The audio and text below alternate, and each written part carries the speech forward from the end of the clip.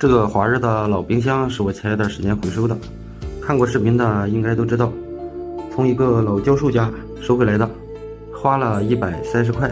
收回来以后，我一直放在这儿也没动它。前两天一个收旧家电的朋友上我这儿来玩，看见这个冰箱，说要给我300元，让我卖给他。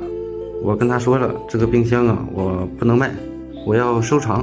今天正好没事把这个冰箱插上电，看看这个冰箱到底制不制冷。用户说这个冰箱是好的，但是我一直没试。这个冰箱用户说是1985年买的，到现在已经40年了。可能这个冰箱比很多人的年龄都要大，但是用了这么长时间都不坏，到底有啥技术呢？其实冰箱质量好并没有太大技术，主要是用料好它就不会坏。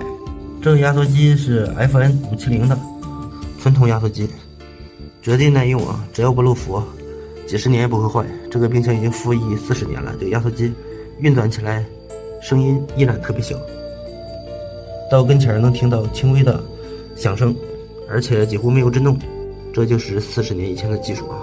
这个压缩机上面是平的啊，没有一个凹坑。很多人说这种平的没有凹坑的就是纯铜压缩机，对于这款肯定是纯铜的了，上面没有凹坑，大圆球。再看一下管路啊，这一根管是高压管散热的，这一根管是回气管。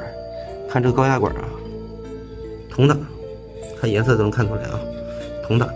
回气管为什么是黑的呢？顶面喷了一层漆。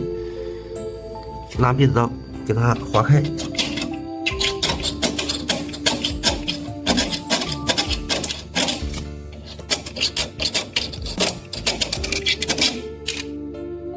划开以后也是铜的，锃亮锃亮的啊。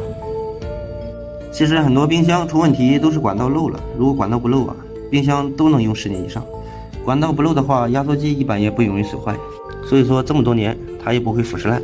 插上不大一会儿，高压管已经发烫了，制冷完全没问题呀。其实冰箱真没有太多东西啊，控制系统、压缩机、冷凝器、蒸发器就这么点儿。如果冷凝器和蒸发器都用好的铜管，即使压缩机用一般的，一般也不会出问题。然后再把冰箱的外壳铁皮用厚一点，发泡厚一点，密度大一点，一个好的冰箱就诞生了。其实就这么简单。这里和大家说一下，别看你现在花高价钱买的冰箱，不一定就用得住。现在贵的东西质量不一定好，只是功能多，而且还有品牌溢价。可能你花高价钱买的冰箱坏得更快，而且坏一次修花的费用会更高，所以大家要谨慎购买。用户用了40年才换一次新冰箱啊，大家想想吧，厂家能把质量做好吗？不是做不好，做好了厂家就要倒闭了。40年买一次冰箱，现在的产能这么高，厂家是不是要喝西北风了？这就是所谓的灯泡效应。如果一个灯泡10几年不坏呀，灯泡厂就要倒闭，那么1年一坏呀，就可以循环起来呀。所以现在的家电你就别指望能用时间长了，如果用时间长了就不对了。包括一些空调啊，这个海尔的空调用了24、25年都不坏，那面的空调变频的，什么牌我就不说了，一过保修期就坏，不坏你就不会买新的了，厂家就会倒闭。现在冰箱已经工作了2个多小时了，看看里面的制冷效果怎么样。全部结霜了，制冷效果特别好啊，40年了，啥玩意儿没坏呀？不知道这个冰箱厂家还在不在？